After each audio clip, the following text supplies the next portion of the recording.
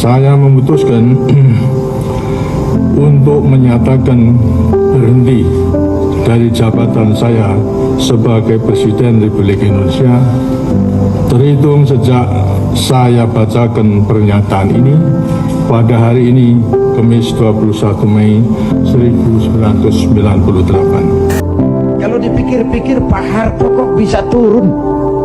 Apa nggak punya duit? Banyak.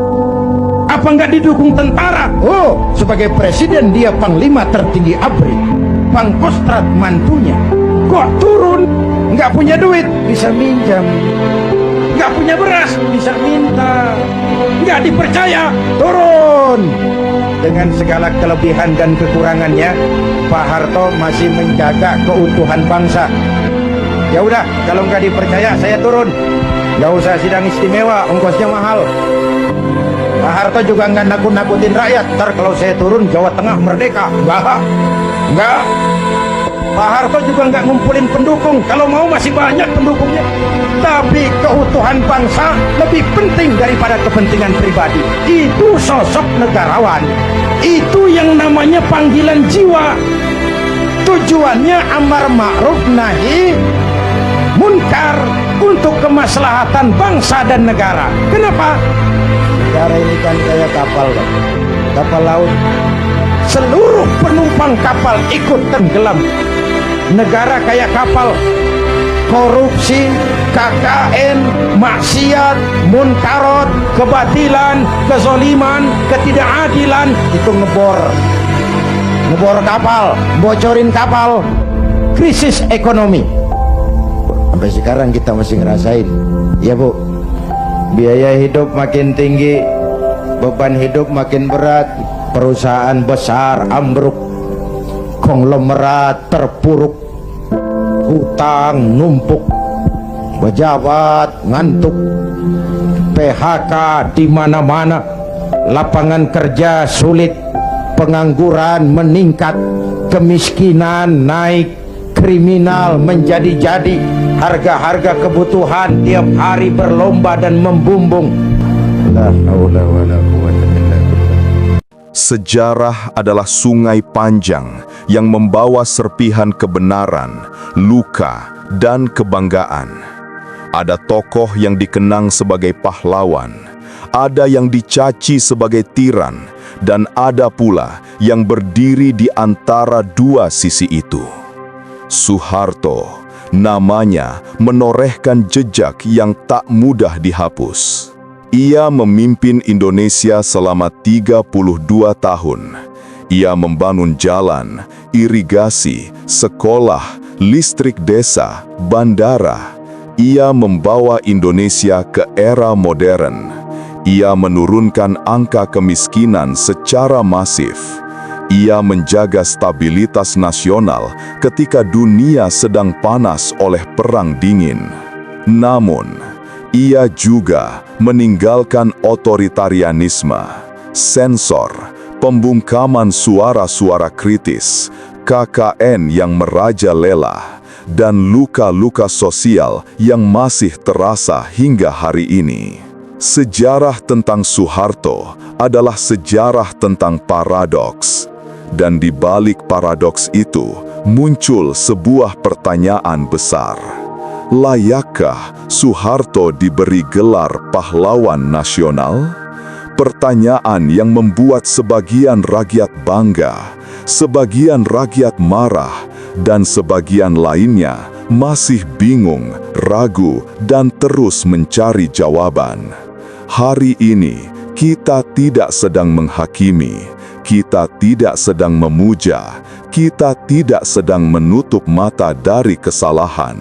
Hari ini kita melihat sosok Soeharto secara utuh, jasa besar yang nyata, prestasi yang tak bisa disangkal, dan sisi gelap yang harus diakui.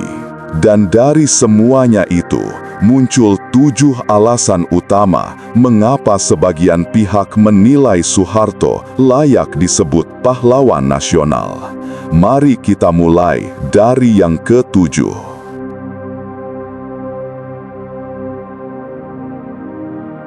Alasan nomor 7, menyelamatkan Indonesia dari krisis 1945 saat negara hampir hancur. Tahun 1965 adalah tahun paling gelap dalam sejarah Indonesia. Penuh darah, ketegangan politik, dan ketakutan. G30S terjadi. Para jenderal diculik dan dibunuh. RRI diambil alih. Sarinah dan Monas menjadi titik berkumpul massa. Jakarta gemetar, Indonesia hampir terpecah. Di tengah kekacauan itu, satu tokoh mengambil langkah-langkah cepat, Mayor Jenderal Soeharto, Panglima Kostrad. Ia menguasai RRI, mengambil alih pusat komando, menenangkan pasukan dan masyarakat, menggerakkan struktur komando darurat, memastikan Jakarta tidak jatuh ke tangan kelompok manapun. Beberapa sejarawan menyatakan, jika saat itu tidak ada Soeharto, Indonesia bisa pecah menjadi beberapa negara kecil. Karena pada 1965, bukan hanya militer yang bertarung, ada politik, ideologi, sentimen agama, dan emosi massa. Negara benar-benar berada di ujung tanduk. Soeharto masuk dan menutup jurang itu. Namun, kita tidak bisa menutup mata terhadap gelombang kekerasan massa yang terjadi setelahnya. Banyak korban tak berdosa, pembantaian di berbagai daerah, ketegangan etnis, hingga stigmatisasi turun-temurun. Itu adalah noda besar sejarah yang tak bisa dihapus, dan Soeharto tetap berada di pusat peristiwa tersebut. Tetapi, dari sudut pandang mereka yang menganggapnya pahlawan, satu hal ini tetap berdiri kuat. Soehartolah yang menjaga Indonesia tetap utuh ketika negara hampir terpecah. Alasan nomor 6. Operasi Mandala dan pembebasan Irian Barat, strategi militer yang elegan dan efektif. Sebelum Soeharto menjadi presiden, ia memimpin sebuah operasi besar. Operasi Mandala, misi nasional untuk merebut kembali Irian Barat, Papua, dari Belanda. Ini bukan operasi sembarangan. Ini adalah misi strategis terbesar Indonesia sejak merdeka. Tujuannya, mendapatkan kembali wilayah seluas 420.000 km persegi tanpa memicu perang besar dengan Belanda dan sekutu NATO. Soeharto, sebagai Panglima Operasi Mandala, menyusun strategi berlapis. Pertama, tekanan militer, infiltrasi, operasi udara, operasi laut. Pasukan Indonesia menyusup pelan-pelan, menekan Belanda agar lelah secara logistik. Kedua, manuver diplomatik internasional. Indonesia menekan forum internasional melalui PBB, non-blok, dan negara-negara Asia Afrika. Ketiga, serangan psikologis.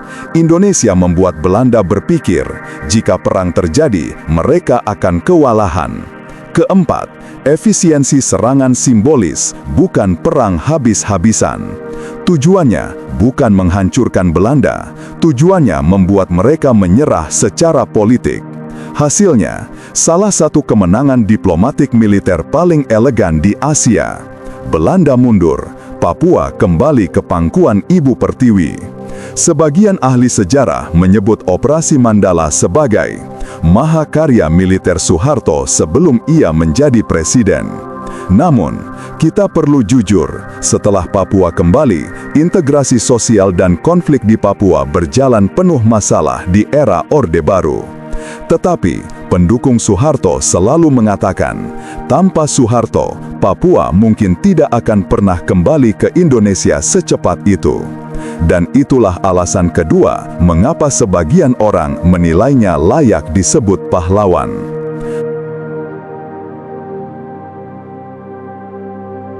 Alasan nomor 5, pembangunan nasional besar-besaran ketika Indonesia mulai berdiri sebagai negara modern. Pada awal 1970-an, Indonesia masih berjuang untuk berdiri tegak. Ekonomi kacau, inflasi tak terkendali, pendidikan minim, infrastruktur hampir tidak ada.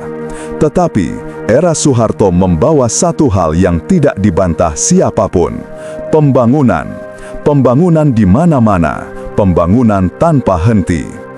Ia mewarisi negara yang baru 20 tahun merdeka, tanpa modal, tanpa teknologi, tanpa pengalaman mengelola negara besar. Namun, dalam kurun 32 tahun, Indonesia berubah wajahnya. Mari kita bahas satu persatu, panjang, detail, dan apa adanya. Pertama, program Inpres, sekolah, jalan, pasar, dan puskesmas. Istilah Inpres mungkin terdengar sederhana, tapi bagi rakyat kecil, Inpres adalah keajaiban. Program ini mencakup pembangunan sekitar 61.000 sekolah dasar, pembangunan puskesmas di seluruh Indonesia, jalan desa, pasar tradisional, irigasi kecil, jembatan-jembatan desa. Inilah awal dari pemerataan pembangunan. Generasi tahun 70-90-an mungkin masih ingat. Bangunan sekolah SD dengan cat kuning hijau, papan tulis hitam, dan bendera merah putih yang berdiri di tengah lapangan tanah. Itulah SD Inpres. Itulah sekolah pertama bagi jutaan anak yang sebelumnya tidak punya akses pendidikan. Kedua, infrastruktur strategis, jalan, bandara, pelabuhan, bendungan. Di era Soeharto, jalan Trans Jawa mulai dibangun, jalan Trans Sumatera berkembang, bendungan-bendungan besar seperti Jatiluhur, Kedung Ombo, Batu Tegi berdiri. Pelabuhan dibenahi, bandara-bandara baru dibangun, termasuk perluasan Halim dan pembangunan Soekarno-Hatta. Apakah semuanya sempurna? Tidak. Banyak proyek memicu kontroversi, penggusuran, ganti rugi yang tidak adil, pembangunan yang terpusat, dan KKN yang mengakar. Tetapi, tidak bisa dipungkiri, tanpa infrastruktur Orde Baru, Indonesia tidak akan punya fondasi untuk maju di abad 21. Dan pendukungnya percaya, Soeharto membangun apa yang seharusnya mulai dibangun sejak 1945.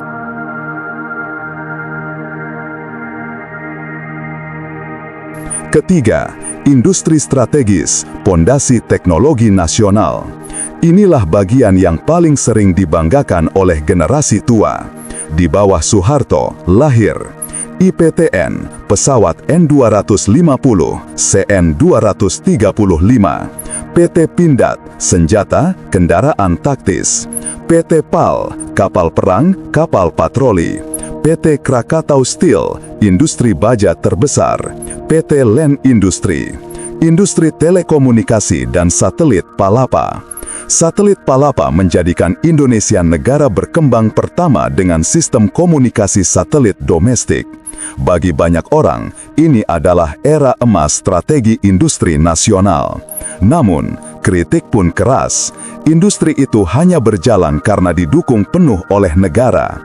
Tanpa kompetisi internasional, banyak yang tidak efisien, beberapa proyek gagal total, dan setelah Soeharto lengser, banyak industri itu kolaps.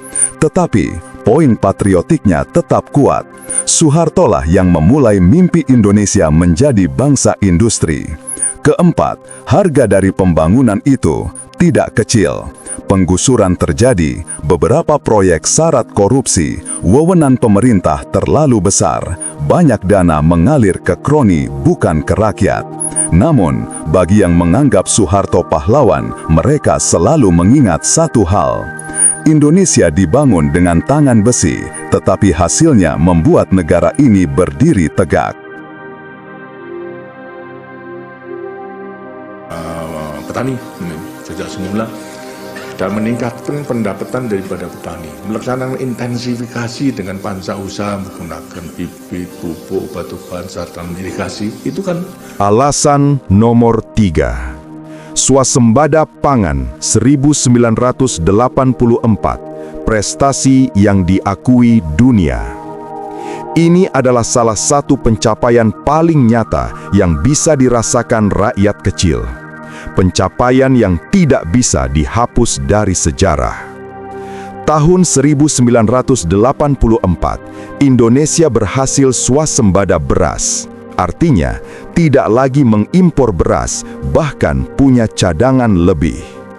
Untuk negara dengan penduduk lebih dari 100 juta pada saat itu, ini prestasi luar biasa. Bagaimana Soeharto melakukannya? Pertama, revolusi hijau. Soeharto mengadopsi teknologi pertanian modern, bibit unggul, pupuk bersubsidi, pestisida, teknologi irigasi, sistem tanam modern. Untuk pertama kalinya, petani kecil merasakan panen lebih banyak tanpa perlu lahan lebih luas. Kedua, pembangunan 70.000 km saluran irigasi. Irigasi adalah nyawa pertanian. Tanpa air, sawah hanyalah tanah. Impres irigasi membuka ribuan daerah baru. Sawah kering berubah hijau. Musim tanam bertambah dari 1 kali menjadi 2 atau 3. Ketiga, penyuluh lapangan, sang pahlawan desa yang terlupa. Era Soeharto melahirkan Mantri Tani atau penyuluh pertanian yang mendampingi petani setiap hari. Mereka mengajarkan cara menanam modern, kapan menggunakan pupuk, cara mengolah hama, cara meningkatkan hasil panen. Mereka adalah pahlawan kecil yang sering dilupakan dalam sejarah. Keempat, pengakuan internasional. FAO memberikan penghargaan langsung kepada Soeharto. Indonesia dipuji sebagai negara berkembang yang berhasil membuat lompatan besar dalam pertanian. Namun, swasembada ini tidak bertahan lama. Korupsi pupuk, salah urus pertanian, dan perubahan ekonomi membuat hasil pertanian merosot di akhir Orde Baru. Kritiknya besar, namun jasanya tetap tercatat. Pendukung Soeharto berkata, ia memberi makan rakyatnya dengan caranya sendiri.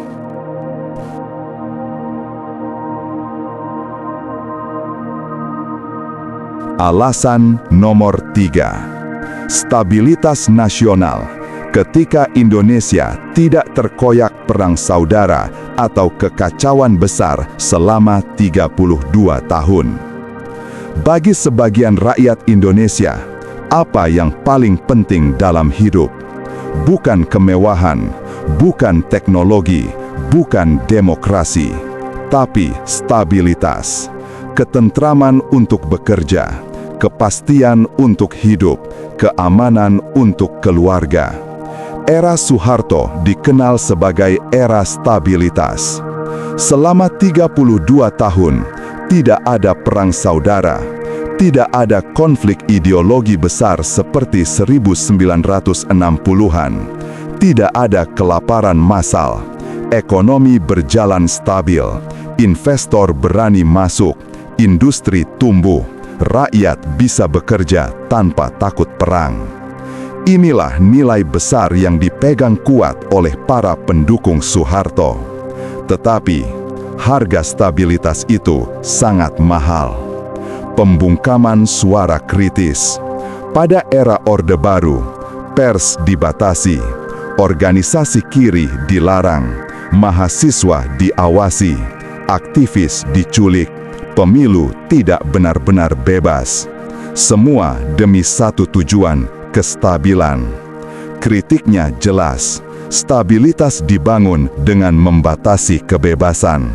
Namun, dari sudut pandang para loyalisnya, lebih baik stabil tapi terkendali daripada bebas tapi kacau. Kontrol penuh terhadap militer. Soeharto menjaga militer tetap solid, terstruktur, dan loyal. Ia menghindari konflik internal seperti era Soekarno. Bagi sebagian orang, ini kunci mengapa Indonesia selamat dari perpecahan. Pembangunan ekonomi yang membutuhkan ketenangan. Investor hanya mau masuk jika negara stabil. Pabrik hanya berkembang jika situasi aman. Dan itu yang Soeharto ciptakan, ketenangan politik jangka panjang. Ada yang menyebutnya damai palsu. Ada yang menyebutnya fondasi pembangunan. Tetapi fakta tetap, Indonesia berdiri dan bergerak maju karena stabilitas itu.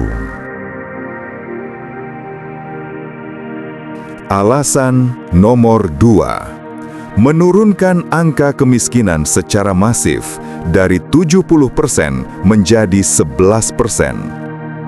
Mungkin inilah salah satu fakta paling kuat, paling sering dikutip, dan paling tidak bisa dibantah. Soeharto berhasil menurunkan angka kemiskinan Indonesia secara drastis. Mari buka data sejarah. Tahun 1970, lebih dari 70% rakyat Indonesia hidup miskin.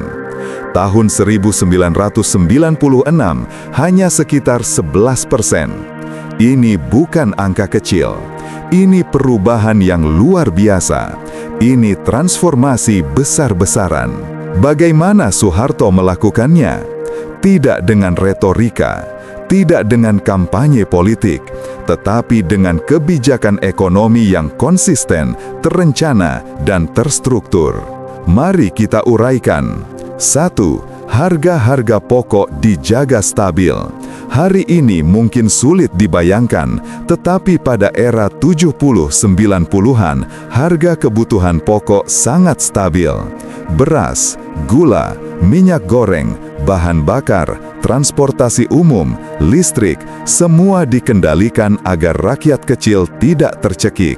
Kritiknya, subsidi terlalu besar, tidak efisien, dan pada akhirnya membebani negara. Tapi pada masanya, kebijakan ini menyelamatkan jutaan keluarga dari kelaparan. 2. Pembangunan desa. Desa membangun Indonesia. Soeharto sangat percaya satu hal, kalau desa maju, Indonesia maju. Maka lahirlah IDT, Impres Desa Tertinggal, Kredit Usaha Tani, Koperasi Unit Desa, KUD, dan Sistem Ekonomi Kerakyatan. Petani kecil, nelayan, pedagang, dan buruh tani, semuanya diperkuat untuk keluar dari garis kemiskinan. 3. Puskesmas, kesehatan untuk rakyat murah dan mudah. Soeharto membangun lebih dari 7.000 puskesmas di seluruh Indonesia. Puskesmas bukan hanya tentang obat, puskesmas adalah simbol kehadiran negara di tengah rakyat miskin. Mereka membawa vaksin, bidan, penyuluhan, penanganan gizi, program balita sehat, dan hasilnya terasa, angka kematian bayi turun drastis. 4. Koperasi, ekonomi gotong royong. Soeharto menjadikan koperasi sebagai tulang punggung ekonomi rakyat. Banyak yang berhasil, beberapa gagal, tapi filosofi dasarnya kuat, rakyat saling menopang rakyat. 5. Kritik yang tidak boleh dilupakan. Era Orde Baru juga penuh kontroversi. Korupsi mengakar, kesenjangan melebar di kota besar, konglomerat tumbuh secara tidak sehat. Krisis 1997-1998 memukul balik hasil pembangunan. Tapi kita harus tetap objektif. Penurunan kemiskinan terbesar dalam sejarah Indonesia terjadi di era Soeharto. Bagi pendukungnya, itu sudah cukup menjadi bukti ia bekerja untuk rakyat. Alasan nomor 1, membawa Indonesia masuk era modern dari negara terbelakang menjadi negara yang disegani. Inilah alasan terbesar, alasan nomor 1, alasan yang paling sering disuarakan para pendukung Soeharto. Ketika Soeharto mengambil alih pemerintahan tahun 1967, Indonesia adalah negara miskin, terbelakang, tidak stabil, tidak memiliki teknologi, penuh konflik ideologi, dianggap rawan pecah oleh dunia internasional. Tetapi ketika Soeharto turun tahun 1998, Indonesia telah berubah menjadi negara berpenduduk besar dengan ekonomi paling stabil di Asia Tenggara, negara dengan cadangan pangan kuat, negara dengan industri pesawat IPTN, negara pemilik satelit telekomunikasi sendiri, negara dengan jalan nasional yang terhubung, negara dengan pabrik baja terbesar, negara yang dihormati di PBB, negara yang berpengaruh di ASEAN. Pendukung Soeharto sering berkata, suksesor hanya tinggal melanjutkan apa yang Soeharto bangun. Mari kita masuk lebih dalam. 1. Teknologi, satelit Palapa dan mimpi besar bangsa. Satelit Palapa diluncurkan tahun 1976. Pada saat itu, Indonesia melompat jauh ke depan. Ini bukan pencapaian kecil. Untuk negara berkembang, ini luar biasa. Satelit Palapa menghubungkan kota-kota terpencil, mempercepat penyebaran informasi, memperkuat keamanan dan komunikasi militer, membuat Indonesia dihormati sebagai inovator dunia ketiga. Nama Palapa diambil dari Sumpah Gajah Mada, sebuah simbolik bahwa Indonesia ingin menjadi bangsa besar. 2. Industri pesawat, kebanggaan yang diakui dunia.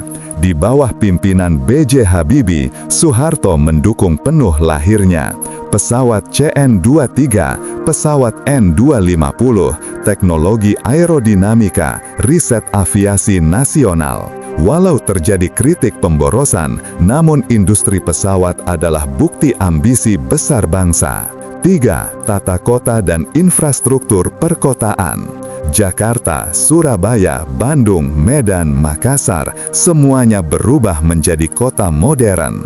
Tol Jagorawi, tol pertama Indonesia, jembatan-jembatan besar, pelabuhan dan bandara, semua dibangun sebagai fondasi modernitas. 4. Diplomasi dan posisi Indonesia di dunia. Era Soeharto membuat Indonesia disegani ASEAN, dihormati non-blok, dilibatkan dalam berbagai dialog internasional, memiliki hubungan stabil dengan Amerika, Jepang, Eropa, dan Timur Tengah. Selama 72 tahun, Indonesia tidak terlibat perang internasional. Ini bukan hal kecil. 4. Kritik yang harus diakui. Era modernisasi juga melahirkan konglomerasi tidak sehat, hutang luar negeri yang besar, ketergantungan pada modal asing, pembangunan yang lebih menguntungkan elit. Tapi tetap saja, fondasi negara modern Indonesia dibangun di era Soeharto. Bagi pendukungnya, itulah alasan utama mengapa ia layak disebut pahlawan nasional. Di titik ini, kita kembali pada pertanyaan awal. Layakkah Soeharto diberi gelar pahlawan nasional? Pertanyaan ini tidak punya jawaban tunggal, tidak bisa dijawab dengan hitam putih, tidak bisa dijawab dengan emosi semata, tidak bisa dijawab dengan propaganda, dan tidak bisa dijawab hanya oleh satu generasi.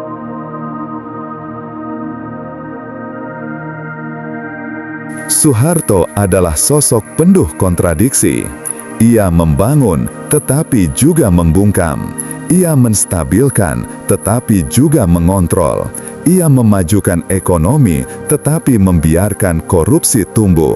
Ia menurunkan kemiskinan, tetapi menimbulkan kesenjangan baru. Ia menyatukan Indonesia, tetapi meninggalkan luka di beberapa daerah. Ia membawa Indonesia menjadi modern, tetapi dengan elit yang terlalu kuat. Soeharto bukan malaikat, tapi ia juga bukan setan. Ia adalah manusia. Dengan visi besar, dengan ambisi besar, dengan kekuatan besar, dan dengan kesalahan besar. Dan sejarah akan mengingatnya bukan sebagai tokoh sempurna, tetapi sebagai tokoh besar. Tokoh yang membentuk Indonesia, tokoh yang membangun fondasi bangsa, tokoh yang membuktikan bahwa seorang pemimpin bisa mengubah arah negara, baik dengan cahaya maupun dengan bayangan. Pantaskah ia menjadi pahlawan? Biarlah sejarah yang menilai. Biarlah generasi hari ini dan generasi berikutnya yang menimbang. Karena gelar hanyalah nama, tetapi jekah yang ia tinggalkan akan tetap hidup di tanah ini. Inilah 7 alasan mengapa banyak pihak menilai Soeharto layak disebut pahlawan nasional. Dan kamu yang menyaksikan video ini, kini telah melihatnya dari 2 sisi, dari terang dan dari gelap. Selebihnya, kita serahkan kepada hati nurani dan kepada sejarah yang selalu berjalan tanpa kompromi.